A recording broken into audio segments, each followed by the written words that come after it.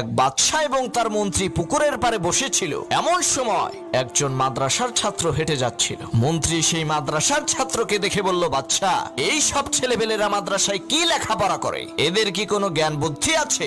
মন্ত্রীর এই কথা শুনে বাদশা সেই মাদ্রাসার ছাত্রকে কাছে ডাকলেন এবং মন্ত্রীকে জিজ্ঞেস করলো, মন্ত্রী বলেন তো এই পুকুরে কত গ্লাস পানি আছে? মন্ত্রী বলল, এই পুকুরের পানি মাপতে হলে প্রথমে এই পুকুরের পাশে আর একটা পুকুর খনন করতে হবে, এরপরে এক গ্লাস করে পানি ওই পুকুরে রাখতে হবে, তারপরেই বলা যাবে কত গ্লাস পানি আছে। বাদশা এবার মাদ্রাসার ছাত্রটিকে জিজ্ঞেস করলো, বাবা তুমি বলো তো এই পুকুরে কত গ্লাস পানি আছে? মাদ্রাসার ছাত্রটি বলল, মহামান্বিত বাদশা, আপনি তো বলেননি গ্লাসটি কত বড়। যদি গ্লাসটি পুকুরের সমান হয় তাহলে পুকুরে 1 গ্লাস পানি আছে, আর যদি পুকুরের অর্ধেক হয় তাহলে 2 গ্লাস পানি আছে। ছেলেটির এই কথা শুনে মন্ত্রী অবাক হয়ে বলল, সর্বনাশ, এই ছেলে তো আমার চাইতে